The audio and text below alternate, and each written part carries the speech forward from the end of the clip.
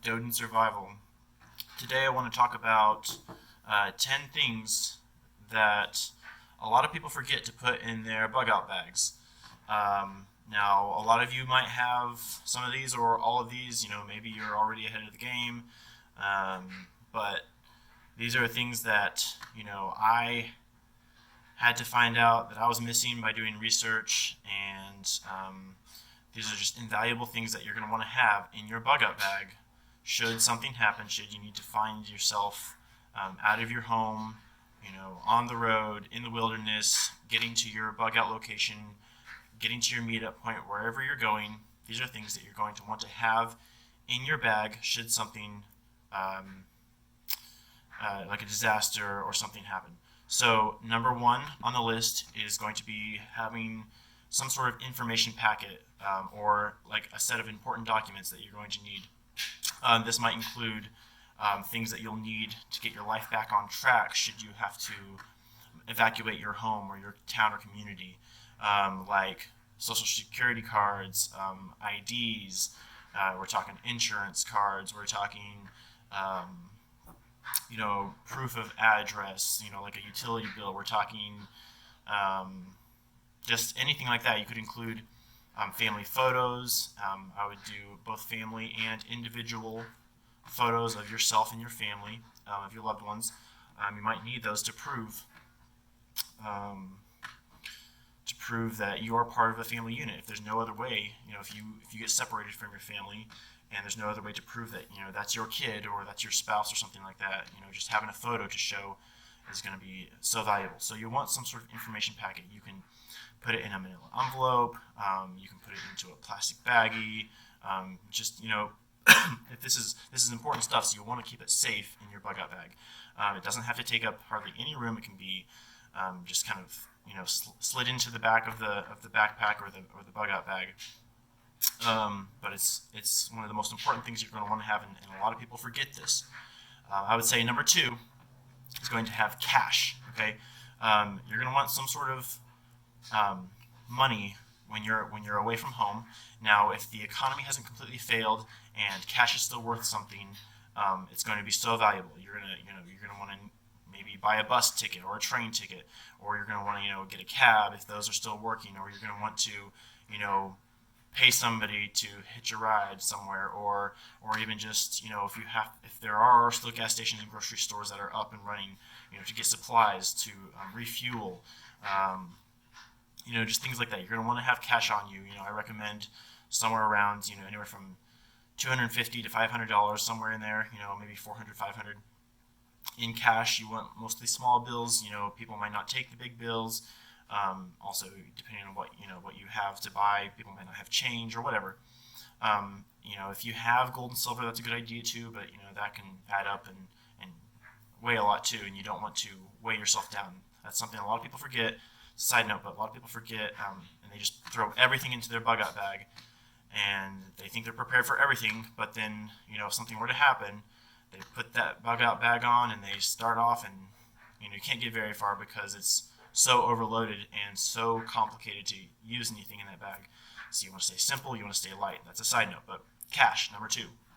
Number three is if you're on the road, if you're in the wilderness, whatever, you're going to want some sort of way of repairing your bug out bag if something should happen. If there's a rip in it, or it catches on something, or if a buckle or a strap breaks or whatever, you want a way of you want extra buckles and straps, and you don't have to go crazy and go extensive, but if depending on what your bag is made of, some sort of adhesive or tape or something that can seal those leaks or tears, or keep a strap together. And along with that, some sort of sewing kit too. A small sewing kit can go a long ways to repairing holes in your clothes, holes in your if you're using a bandana for different things, filters or whatever the case may be. A little sewing kit, doesn't take up hardly any room. Keep it with your repair kit, and that can be just amazing. Number four is going to be you want something for your stomach, for your digestive system. A lot of people don't think about this. When you're out in the middle of nowhere and you don't have access to all the regular amenities that us Americans are used to, You're changing your diet really quickly. You're going on protein bars and beef jerky and or MREs or whatever, and your stomach and digestive system are not used to that. You're gonna get sick most likely. Not to mention if you drink some contaminated water, or you're around other people, or you're worn out and your body's immune system is down because you've been walking and hiking and living out in the cold open air and in the rain or whatever the case may be.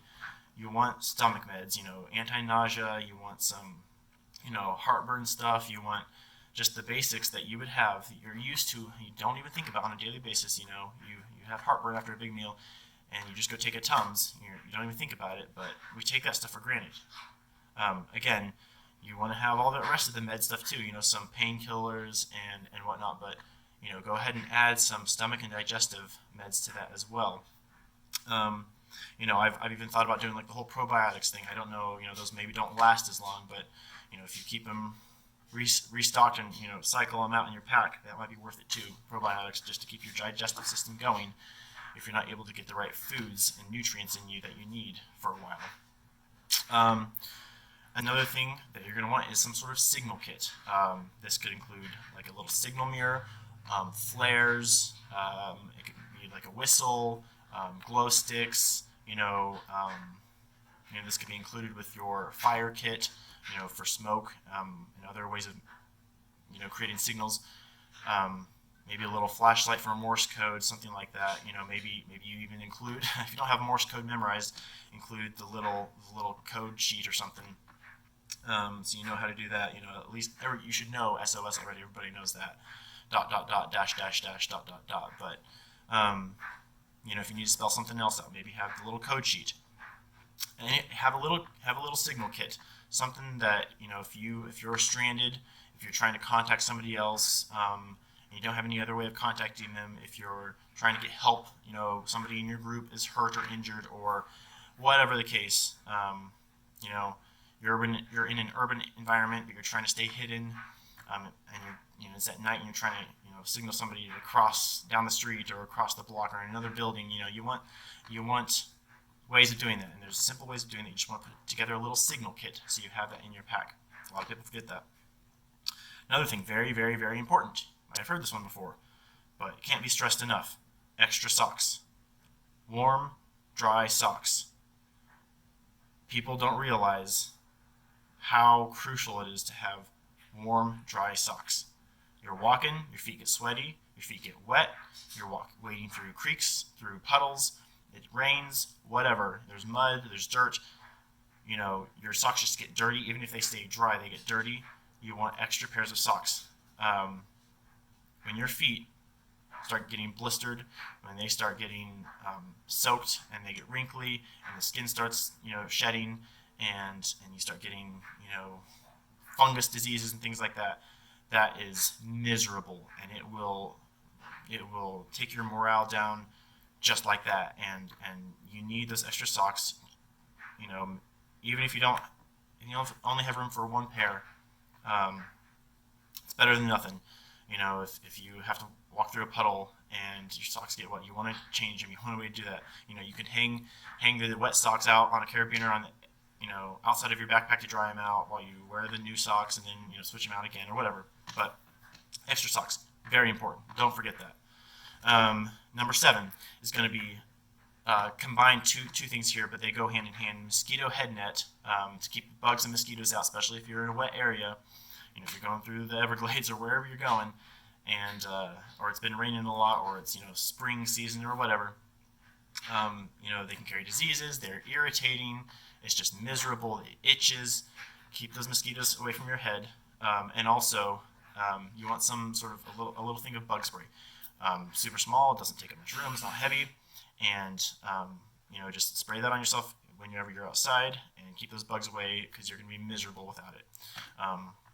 Not to mention, like I said, they can spread diseases. Number 8, you're going to want, along with your navigation, I assume you already have some sort of navigation system or kit in your bug out bag, but you want to make sure that part of that is a local map.